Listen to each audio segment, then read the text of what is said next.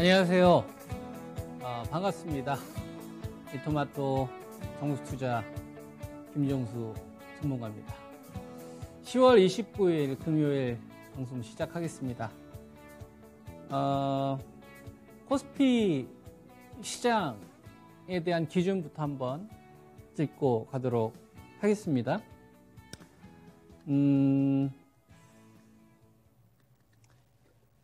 세로로 그어놓은 부분이 있죠. 세로로 좀 그어놓은 부분이 있는데 작용을 안 하네요. 그죠? 자, 말로 좀 하겠습니다. 이 부분인데 이 자리에서 반대 매매 물량이 본격적으로 나오기 시작했어요. 3,300 유선.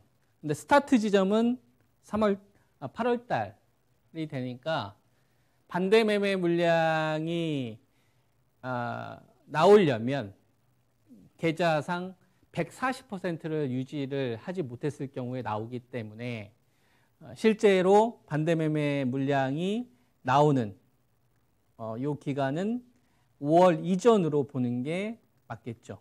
그러니까 요거 이전에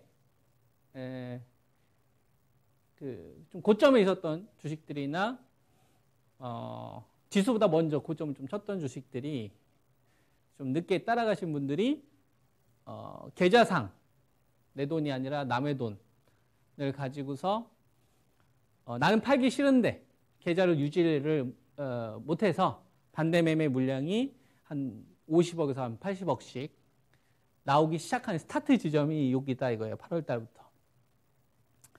그래서 3,300선에서 제가 여러분들에게 언제든 빠져도 이상하지 않은 시장이다. 유동성 축소 구간 뭐 이런 이야기 해드리면서 두 가지의 기준 라인을 좀 잡아드렸었죠. 이게 처음에는 3,150이었고 하단으로는 2,940이었습니다.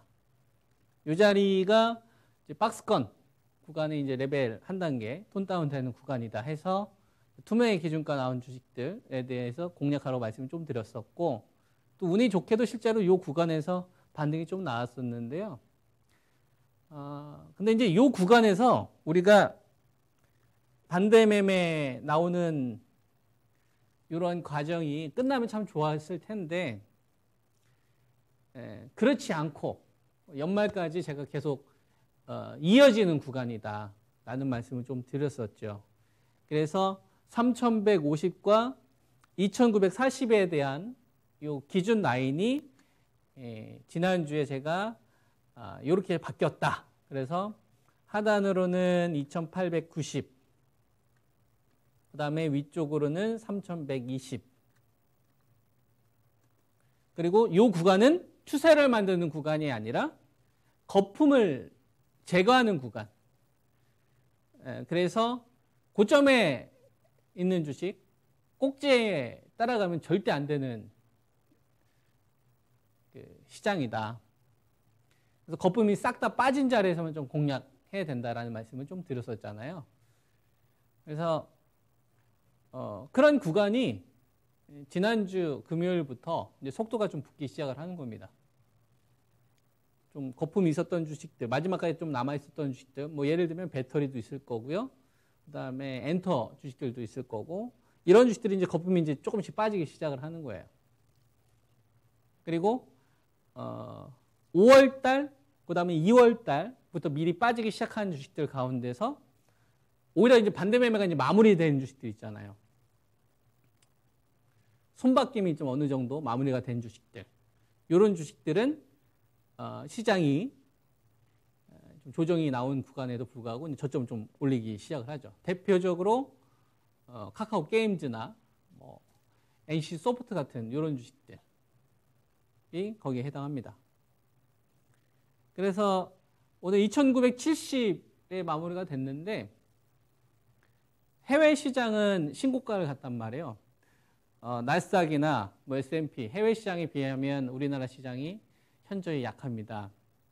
그래서 이거 가지고서 좀 걱정하시는 분들도 있을 거고, 아니다 지금 절호의 좀 매수 기회가 아니냐 이렇게 이야기하시는 전문가분들도 계실 텐데 제가 좀 드리고 싶은 말씀은 이거를 하나 좀 보여드리고 싶어요. 2890이라는 자리하고 3120은 지수의 방향을 만들 생각이 아예 없는데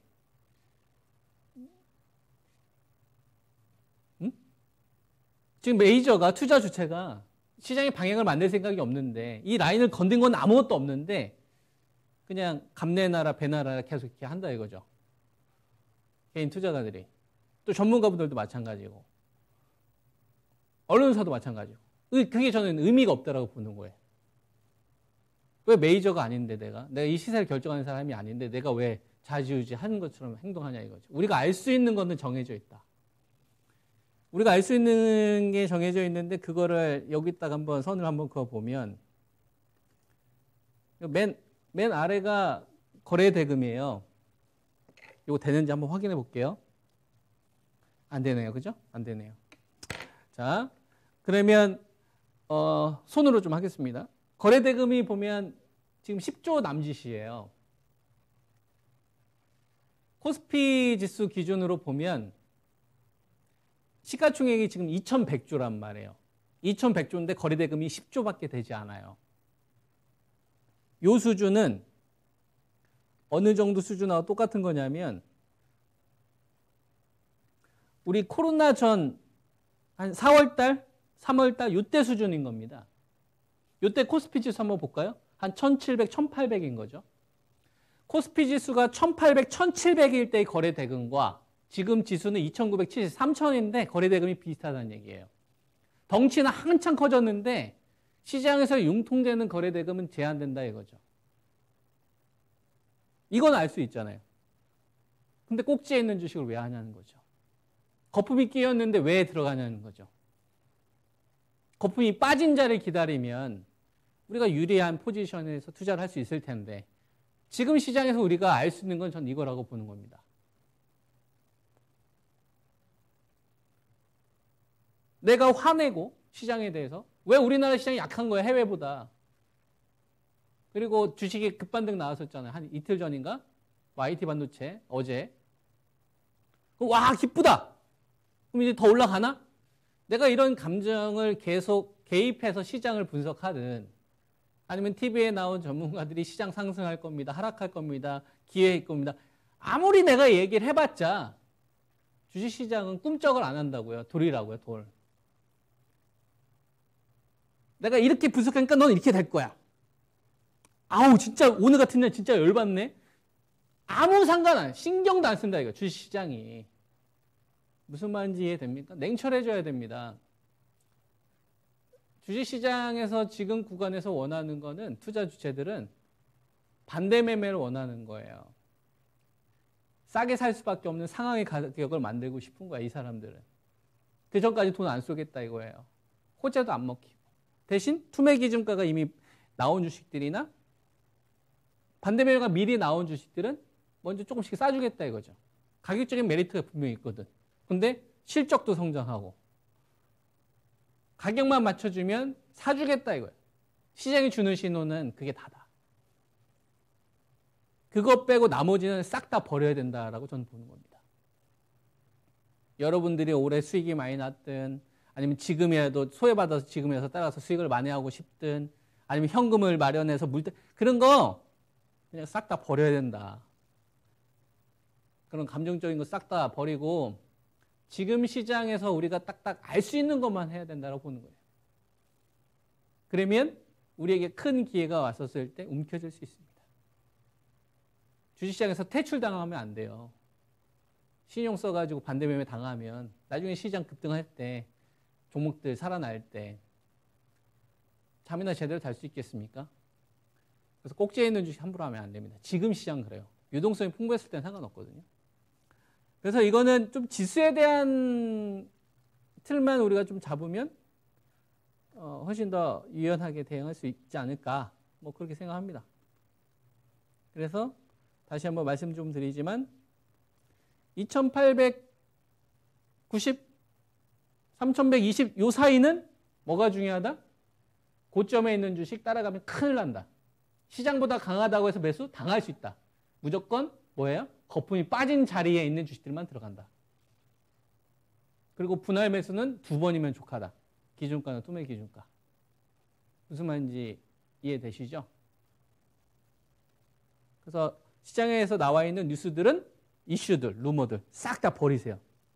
그럼 기대감 생기니까 또 두려움 생기니까 싹 다 버리고 뭐만 집중하는 거예요? 가격에만 집중하는 거예요. 이 기업이 좋은 기업인지 구조적으로 변화가 되었는지 내년에는 실적이 잘 나올 수 있는 환경이 갖춰져 있는지 그리고 거품이 빠진 자리인지 이거에 대한 판단이 안 서면 싹 다 버리세요. 기대 싹 다 버리시오. 무슨 말인지 이해되세요? 그렇게 전략을 저는 세워야 된다고 봅니다. 삼성전자는 대한민국에 있는 모든 사람들이 다 사도 되는 가격으로 제가 제시해드린 게 69,000원이었어요. 냅두면 회복되는 가격이 73,900원, 74,000원. 제가 연말까지 시세는 더 될 거라고 했습니다. 예. 그래서 저는 차라리 직장인분들이나 자금이 여유가 있으신 분들은 그냥 대한민국 1등이잖아요. 비메모리 관련된 매출이 잡히기 시작하는 삼성전자를 이 정도 가격인데 저점을 맞추려고 하지 마시고 이길 수 있는 가격이면 굳이 다른 거 할 필요가 있을까? 그냥 1등 기업 하면 되지.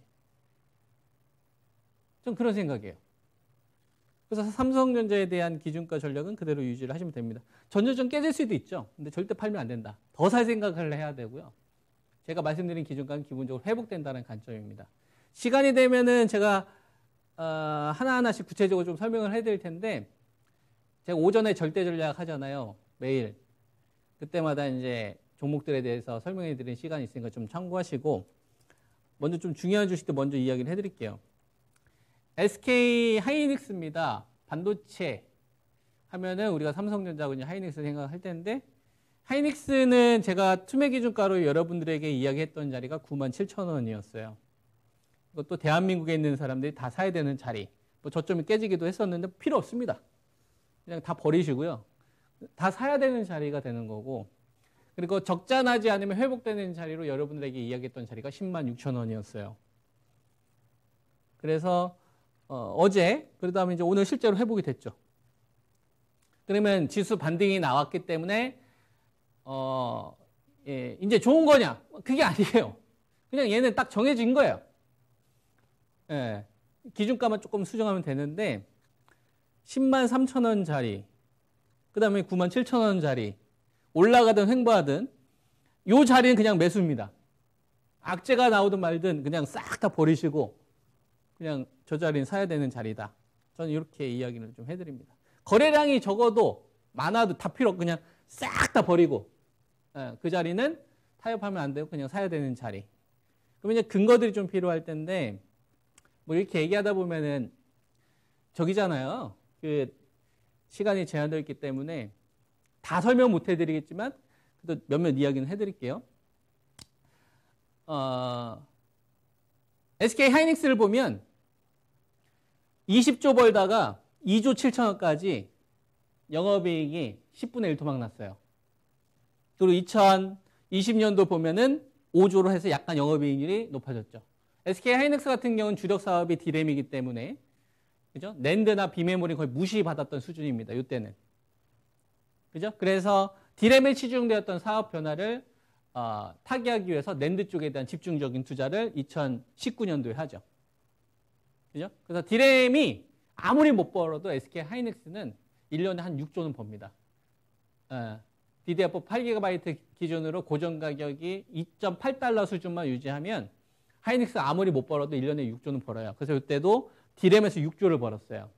이때도 디램에서 6조 5천억을 벌었고. 근데 영업이익은 2조 7천억이고 5조죠. 뭐예요? 낸드에서 돈 까먹었다는 얘기예요.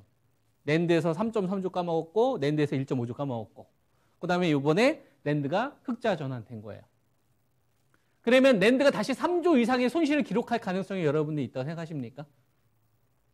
랜드가 다시 3조 이상으로 갈까? 아니면 DDR4 8GB 가격이 2.8달러 이하로 갈 가능성이 있을까라고 생각하세요? 지금 3.7달러잖아요. 전 굉장히 힘들다라고 봅니다. 왜 내년에 당장 그 인텔 차기 12세대 CPU부터 2분기부터 그죠? DDR5가 들어가는데 판매 단가 40-50% 늘어난단 말이에요. 가격 자체가. 그리고 지금 랜드가 3조 지금 손익으로 돌아섰는데 이게 다시 적자로 적자 3조 이상으로 갈 것 같아요. 그러면 수율이 망가져야 되는데 수율이 이렇게 높아진 상태에서 이거는 일회성이 아니라 구조적인 변화이기 때문에 여러분들한테 이렇게 이야기할 수 있는 거예요. 그래서 97,000원이라는 자리와 103,000원이라는 자리는 악재하고 뭐 이런 거 고민할 필요 없는 거고 뭐 그래서 얘기해드린 거죠. 이런 기준가 자리는 그냥 사는 자리. 뭐 외국인들 수급 안 들어오고 그냥 다 치우고 그 자리는 그냥 사는 자리가 되는 겁니다. 이런 구조적인 변화. 이게 화려한 랠리가 펼쳐지려면 반도체에 대한 투자 심리가 좋아져야 되겠죠. 근데 그거보다 더 중요한 거는 전 구조적인 변화라고 봐요. 그래서 거품이 제거된 자리는 우리가 타협할 필요 없다. 이렇게 보고 있는 거고 삼성전기 같은 경우도 좀 비슷한 관점입니다. 얘는 16만 원 기준으로 보면 되고 반대매매 공격이 아직 안 나왔는데 만약에 반대매매 공격이 나오면 13만 4천에서 받으면 돼요. 전저점이 깨져도 상관없습니다. 이 자리가 닿으면 오히려 더 지르면 되고 이 구간은 매수로 대응을 해야 되는 자리라고 보고 있습니다. 삼성전기를 그렇게 판단하는 이유는 뭐 여러 가지 이유가 있는데 우리가 이제 PCB나 MLCC, TV나 네트워크 쪽에 들어가는 이 기판 사업을 하잖아요. 거기서 제일 중요한 게 뭘까요? 적자 사업을 떼는 거? RF PCB 쪽을 뺀 거? 그것도 중요하죠. 그것도 한 500억, 600억 정도 까먹었으니까. 근데 그거보다 더 중요한 게 있어요. TV나 모바일 쪽보다 TV나 서버 쪽에 들어가는 고성능 반도체 기판의 매출 급증이 유의미한 수준을 기록을 했기 때문에 그렇습니다. 2019년도 2019년도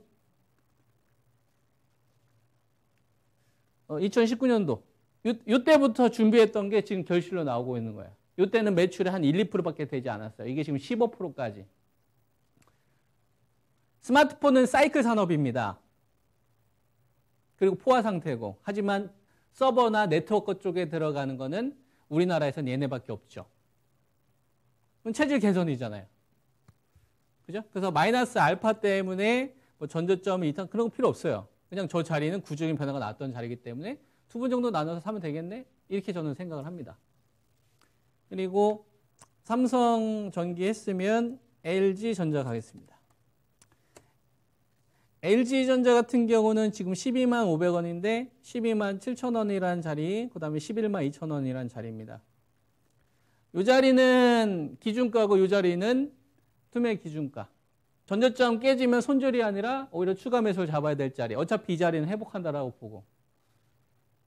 그러면 거래량도 지금 최근 들어서 크게 변화 없었고 오늘 잠깐 반등하다가 윗골이 나오기도 했는데 그 싹 다 버리고 어차피 갈 주식은 가겠지만 지금 시장에서는 막 유동성이 팍팍 퍼지는 시장은 아니잖아요.